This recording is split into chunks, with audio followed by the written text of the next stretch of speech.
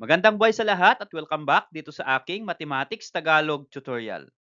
Sa video na ito ay papaliwanag ko sa inyo on how to calculate or how to solve the volume of a cylinder. So paano nga po ba mag-calculate ng volume ng cylinder given yung radius and height of the cylinder? Papaliwanag ko po yan sa inyo step by step. Bago ako mag-present ng example ay i-define muna natin between the two terms here, volume of cylinder. So ano nga po ba ang volume at ano nga ba ang cylinder? So for the volume, it is the amount of space taken up or occupied by an object or that is enclosed within a container. The volume measures how much space an object occupies or the capacity of a container. So yun po yung ibig sabihin ng volume. How about cylinder? It is a three-dimensional figure having parallel circular bases. The bases of a cylinder are circles and its height forms a right angle with the bases. Okay, so to understand the definition of the volume of a cylinder and to derive the formula, I illustrate ko po sa inyo using this figure. So yung figure po natin ay cylinder. Ang cylinder having two circular bases, the bottom and top. So kapag inopen po natin, so yan po yung maging kalalabasan. So ito po yung bottom base, this part, and ito po yung top base, ito po yon. So ito pong part na ito, yung pinakang gitna, kapag kinat po natin at inopen, yan po ay magiging rectangle. So yan po yung kanyang magiging kalalabasan. Okay, so to derive the volume of a cylinder, first ay kunin po natin yung area ng circular base. And this is circle. So what is the area of a circle? Ang area ng circle ay pi r squared. A area is equal to pi r squared. So where is r or what is r? Saan yung ating r? Mula dito sa ating circle. So ang r po ay radius.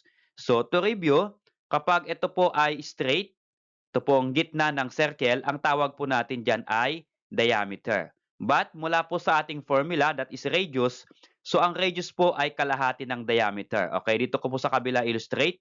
So ito po yung ating radius. So kapag half, that is radius. Kapag buo, ito pong buo, ang tawag dito ay diameter.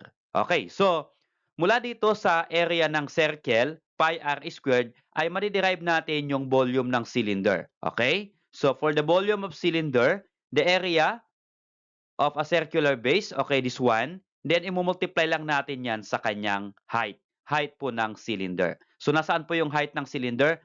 Ito pong part na ito. Ito pong rectangle na ito. Okay, so lagay ko po yan. Okay, so ito po ang magiging volume of cylinder is equal to the area of circular base. Ang area po ay pi r squared. Okay, pi r squared and then times height. So ang height po ay h, so times h.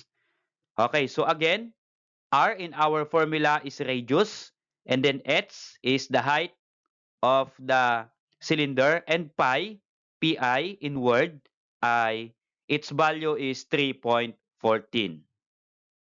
Okay, so let's have an example using this formula. Volume of cylinder is equal to pi r squared times height, where pi is equal to 3.14. So for number 1 example, find the volume of a cylinder with radius measuring 3 meters and height 4 meters. So para ma-solve po natin, kailangan identify po natin yung first, yung given, or pwede po ninyong i-draw and i-label yung ating given para maintindihan po natin.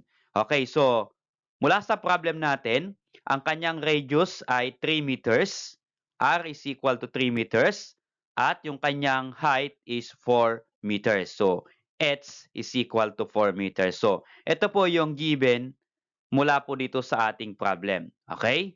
So from this formula, b is equal to pi r squared times height. Gagawin lang po natin dito ay we're going to substitute the given. Okay? So, for the volume of cylinder, that is equal to, again, ang pi ay given po dito ng kanyang value is 3.14. And then, we have r squared. R is radius, where radius here is 3 meters. So, 3 meters, and then yung kanyang square. So, take note, ito pong radius natin sa formula ay may square. Kaya ilalagay po natin yung radius na 3 meter and then i-square po natin. And then height, what is the height of the cylinder? That is equal to 4 meters. Okay, so ang ibig sabihin po ng pi r squared height is we're going to multiply pi times radius squared times height. Kaya mula po dito, ang pi is 3.14. So 3.14 times 3 meter square times 4 meter. Okay, so before we multiply all the numbers, kailangan i-simplify muna natin itong may square. So ano pong ibig sabihin ng square? Ang ibig sabihin po niyan ay dalawa po yan na 3 meter. Okay, 3 meter times 3 meter. And then yung 4 meter. So yun po ang ibig sabihin ng square. So dalawang beses po na i-multiply yung nasa loob. Okay? Kaya dalawa pong 3 meters yan. Okay. So now, if you're going to multiply the value, 3.14 times 3 times 3 times 4, ang magiging kalalabasan po niyan ay 113.04. Okay? And then, we have units here, M, M, M. So, tatlong M po yan. So, kapag pinagsama-sama po natin yung tatlong M, yan po ay magiging M cube. Okay? Or cubic meter. So, the volume of the cylinder is equal to 113.04 cubic meter. Okay, so how about this number 2 example? What is the volume of a cylinder with a diameter of 10 cm and a height of 12 cm? Okay, so first, what is asked in the problem? So ang hahanapin po natin ay volume of cylinder. Second, identify po natin yung given. Okay, para mas malinaw, ilagay po natin dito sa ating cylinder. So, given po sa ating problem, ang diameter ay 10 cm. Okay, so kapag kinat po natin na buo, ang tawag po natin dyan ay diameter. Ano po? So ito po ay 10 cm. Okay? At yung kanyang height is 12 cm. Pero, balikan po natin yung diameter. Since ang kailangan po natin sa formula ay radius, diameter po yung given na 10 cm. So kapag hatiin po natin para maging radius, lagay po natin dito sa baba, ang kalahati po ng 10 cm is 5 cm. So, ibig sabihin, ang ating pong radius is 5 cm. Okay? Para magamit po natin yung formula. And then, yung height is equal to 12 cm. So, h is equal to 12 cm. So, using the formula of the volume of cylinder, substitute po natin yung given. So, this will become pi is 3.14. Again, lagay ko na po dito. Pi is 3.14. Next times radius square. Ang radius po ay 5 cm. Okay? So, lagay po natin dyan. 5 cm. And then square kasi may square po yung radius. And then height. Our height is 12 cm. Okay? Lagay ko po dyan times 12 cm. So, we have now 3.14 times 5 cm squared times 12 cm. So again, hindi po pwedeng idirektang i-multiply lahat yung numbers. Okay? Ang ibig sabihin ulit ng 5 cm square ay dalawang 5 cm. Okay? So this become 3.14 times 5 cm times 5 cm times 12 cm. Okay? So dalawa na po yung 5 cm natin dito. Okay? So to multiply, 3.14 times 5 times 5 times 12, ang magiging product po niya o sagot, that is equal to 942. Okay, so ang kanyang unit ay cm, cm, cm. So tatlong cm. So pag pinagsama-sama po yung tatlong cm, yan po ay magiging cubic centimeter or cm cube. Okay, so the volume of the cylinder is equal to 942 cubic centimeter.